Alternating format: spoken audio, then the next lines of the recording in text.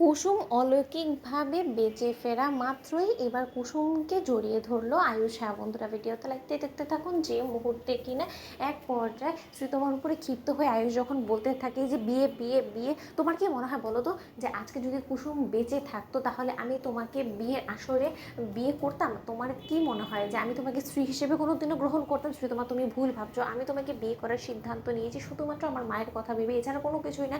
আর শেষ অবধি আমার প্ল্যান এটাই ছিল যে আমি কোনো মতেই তোমাকে বিয়ে করবো না, তার কারণ আমি অলরেডি বিবাহিত। তুমি সেটা বুঝতে পারছো না নাকি? তোমার কানে ঢোকে না একবার একটা কথা বলে বলো তো? ঠিক সেই সময় তোমার যখন বলতে থাকে যে আমি কোনো কিছু জানতে চাই না, যে মরে গিয়েছে সে আর জীবিত হয়ে আসবে না আয়ুষ, তাই সেই সুবাদে তুমি শুধু আমার এবং তোমার কাছে আমাকে অ্যাকসেপ্ট করা ছাড়া কোনো রকম কোনো অপশন নেই। তুমি কিন্তু এটা ভুলে যাও না যে তোমাকে পাওয়ার জন্য আমি গোটা পরিবারের বিরুদ্ধে গিয়ে আমি একা লড়াই করেছি আমার মা বাবার সঙ্গে, শুধুমাত্র তোমাকে পাওয়ার তাগিদে। আর এই যাত্রা যদি আমি এত কিছু করেও আমি তোমাকে না পাই তাহলে কিন্তু আমি নিজেকেও শেষ করে দেবো। ঠিক সেই সময় এই কথা বলা মাত্র এক পর্যায়ে ঈশান যখন বলতে থাকে যে ভাই দেখ, ওটা দেখ, ওটা আমি কি দেখছি। ঠিক সেই সময় এই কথা বলা মাত্র এক পর্যায়ে আয়ুষ যখন কিনা দেখতে পাই যে অলৌকিকভাবে কুসুম জল থেকে উঠে আসছে এবং কুসুম বেঁচে আছে, ঠিক সেই সময় কুসুমকে দেখা মাত্রই আয়ুষ যখন কিনা দৌড়ে ছুটে যায় এবং দৌড়ে ছুটে যাওয়া মাত্রই কুসুমকে জাপটে ধরা মাত্রই এবার যখন কিনা কুসুম অচেতন হয়ে পড়ে আয়ুষের কাঁধে, এবং আয়ুষ যখন কুসুমকে কোলে তুলে নিয়ে এক পর্যায়ে উপরে নিয়ে আসে এবং তার পর মুহূর্তে কুসুম অচেতন হয়ে যাওয়ার কারণে কুসুমকে জ্ঞান ফিরিয়ে আনার জন্য সর্বোচ্চ চেষ্টা চালাতে থাকে এবং বলতে থাকে যে কুসুম, তোমার কিচ্ছু হবে না। তুমি যখন একবার আমার কাছে ফিরে এসেছো, ঈশ্বর যখন আমাদেরকে আলাদা করেনি তাহলে এই পৃথিবীর কোনো শক্তি আমাদেরকে আলাদা করতে পারবে না। কুসুম, তুমি শুধু একবার আমার দিকে তাকাও। কুসুম চোখ খোলো না।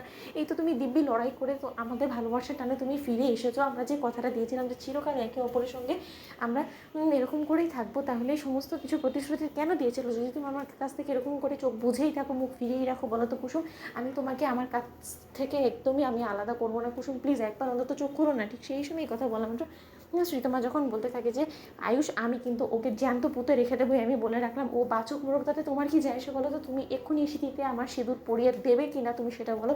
আমি কোনো মতেই কিন্তু অ্যাট এনি কস্ট তোমাকে ছাড়বো না আয়ুষ, আমার সঙ্গে কথাটা শেষ করো। ঠিক সেই সময় আয়ুষ যখন কিনা এক পর্যায়ে শ্রীতমাকে ঠাটিয়ে চরমেটা বলতে থাকে যে just get out from here. তোমার কি মনে হয় বলো তো যে আমি আমার স্ত্রীর এই অবস্থা রেখে আমি এখন তোমার কথার জবাবদিহি করতে আমি বাধ্য? তুমি আমাকে ভুলে যাও না কিন্তু যে আমি আয়ুষ্মান গাঙ্গুলি শ্রীতমা। তুমি আর যাই হোক না কেন, তোমার ইশারে তুমি ইন্দ্রাণী গাঙ্গুলিকে নাচাতে পারলে আমাকে অনুমতি পারবে না। ঠিক সেই সময় এই কথা বলা মাত্র এক পর্যায়ে শ্রীতমা যখন বলতে থাকে যে তাহলে এর পরবর্তীতে কুসুমের সঙ্গে যা কিছু হবে সেটার জন্য তুমি প্রস্তুত থেকো। ঠিক সেই সময় কুসুমের সেন্স ফিরিয়ে আনার জন্য আয়ুষ সর্বোচ্চ চেষ্টা করা মাত্রই এক পর্যায়ে কুসুমের সেন্স ফিরে আসে এবং কুসুম যখন কিনা তাকাতে লাগে, ঠিক সেই সময় ঈশান বলতে থাকে যাই ভাই তা দেখ, কুসুম তাকিয়েছে, দেখ আমার বলেছিলাম না যে তোরা একে অপরের থেকে কোনোদিন আলাদা হতে পারিস না, স্বয়ং ঠাকুর তোর কাছে কুসুমকে ফিরিয়ে দিয়েছে, দেখ কুসুম তাকিয়েছে। তো বন্ধুরা, লাইক কমেন্ট শেয়ার করো, সাবস্ক্রাইব করতে ভুলো না।